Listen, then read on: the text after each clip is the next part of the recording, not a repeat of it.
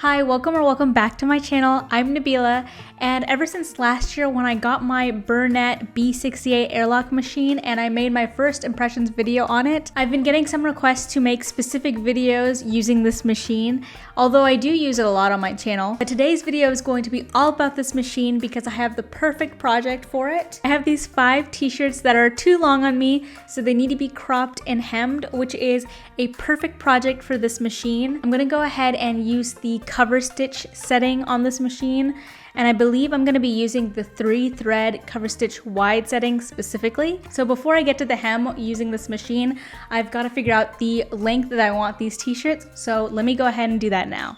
To figure out the length I want for my t-shirts, I wanted to compare it to some shirts that I already like the length of.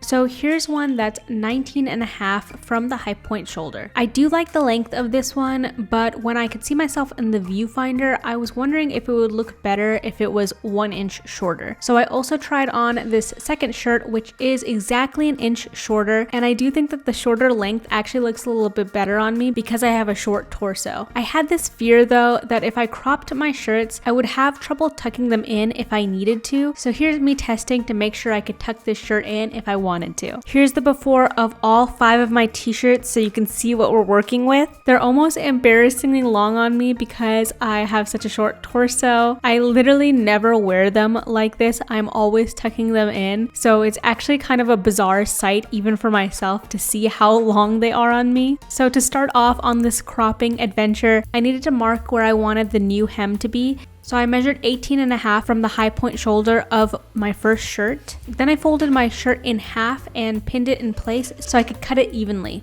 I gave myself 7/8 seam allowance for the hem because that's how much seam allowance the shirt originally had. And when you have a thicker hem like that too, it just makes a shirt lay in a much more structured and, in my opinion, nicer way. Then I used my seam gauge to fold and pin the hemline. I'm using my seam gauge for this because it's so easy to eyeball the seam allowance with the blue slider, and I'm also using metal pins because I'm about to press this. Now it's time to move over to the ironing board. This is really key to getting a good hem with a cover stitch because you really don't want to have pins in the way when you take this to the machine. So I'm pressing this, and I really wanted to hit it with some steam to get a cleaner press. So I refilled my iron and then I spilled some water, oops. Anyway, to hit it with some steam, I'm really just pressing the iron down onto the hem and not dragging it in any way. Then I winded some bobbins because I couldn't find any serger cones for these colored threads. Okay, and now it's time to go ahead and move over to my Bernette machine.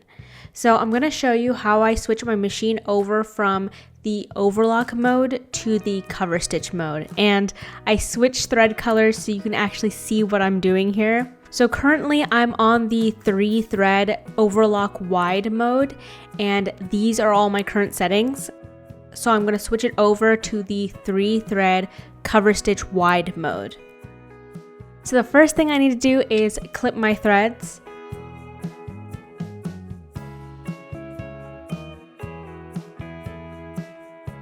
And I need to switch my needle over to the correct position for a cover stitch.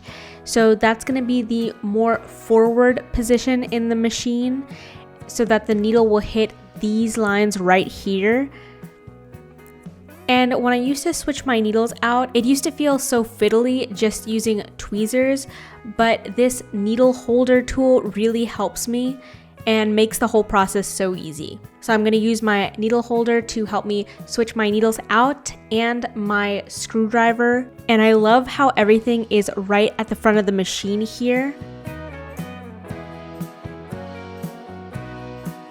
And for my second needle, I actually store it on the side on this little needle saver soft pad. So now I'm just attaching my second needle. And then next, I'm going to disengage this bottom looper that's used for the overlock stitches, which I think can only happen when it's in a certain position.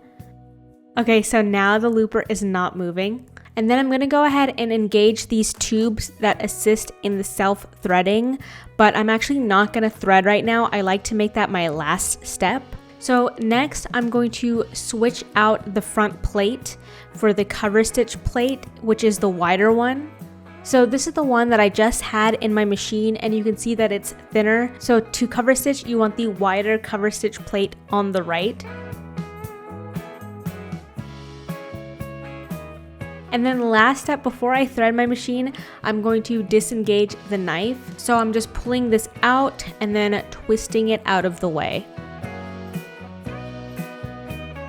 And now I'm going to thread my machine, and I'm just going to follow all these instructions to set up my machine correctly. And it's good to go through all the settings listed here just so you don't miss a step.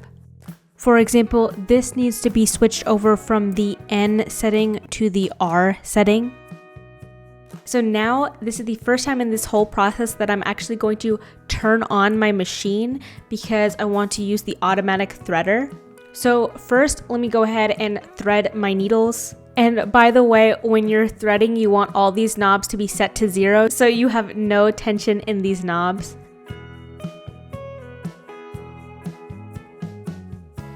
And then lastly, we're just going to thread the purple bottom looper, which is the last one on the right here. I'm gonna move my spool over to the correct position as well. Okay, so one thing that I kind of wish was different about this machine, just as someone who's right-handed, is I like to hold my thread in my tweezer in my right hand. So I kind of wish this button was on the left side, but really it's not a big deal. This machine is literally saving me so much time by threading all the bottom loopers for me. So who am I to really complain? Okay, so I'm making sure that I have enough slack, otherwise this is not gonna thread for me. And then I'm just having a loose grip on my thread in my tweezer and leaving that thread near the hole so that the automatic threader can grab that thread and thread that for me. So now you can see the thread appeared over here in the bottom looper, and just pull that straight back. And then lastly, I'm gonna just make sure that these threading tubes are disengaged and close this front section up, and then go through all my other settings for threading. So you will notice that the cover stitch plate only has room for the R to be set. There's no notch for if it was in the N settings. So I kind of like that that's a good safety check feature. It's little things like that that help remind you all the settings that you need to be in when you switch to cover stitch mode. And then the other knobs that I need to adjust are on the right side here. So the first one, it wants me to be at 3, and then this bottom one is already at 1, so we're good there. And then lastly, I need to adjust my knobs. And now we're in cover stitch mode. That might seem like a lot of steps, but honestly with the machine threading itself, it really feels like it's holding my hand through the whole process, and it's surprisingly simple compared to other cover stitch machines that I've used in the past. And also for my workflow, I like to change my machine over to the cover stitch settings as the first thing I do in a workday so that I don't have to sit here and fiddle with the settings when I'm in the groove of things. And now it's time to cover stitch. When you're sewing a cover stitch, it can be kind of hard to tell if your raw edge will be caught nicely in the back looper thread because you can't really see while you're sewing on the right side of the fabric. So my trick is to first flip the shirt over to the wrong side and line up that first needle with the raw edge of your fabric.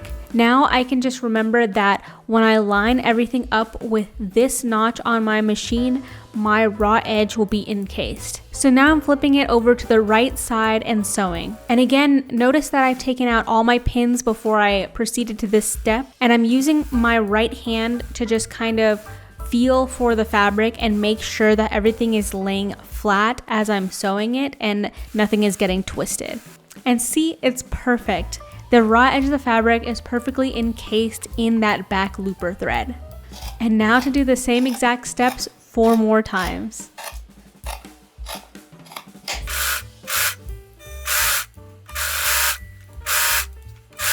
Well, that was a pretty quick project, but I'm so glad I got the time to do that because I'm pretty petite and all of those shirts were obviously too long for me. So this is kind of like a quality of life update for me, and yeah, it's just gonna be so nice to wear those t-shirts now. I would say the toughest part about the project was that I was really limited with the amount of bobbins that I had to wind up my thread for this machine. And so actually these 3 bobbins are the only ones I have left that are completely free. I Just need to bite the bullet and buy some more bobbins, I think. But it worked out okay, I think, for this project. Obviously, I'm still loving this machine. I'm thinking about doing a 1-year update since some people were asking questions about this machine.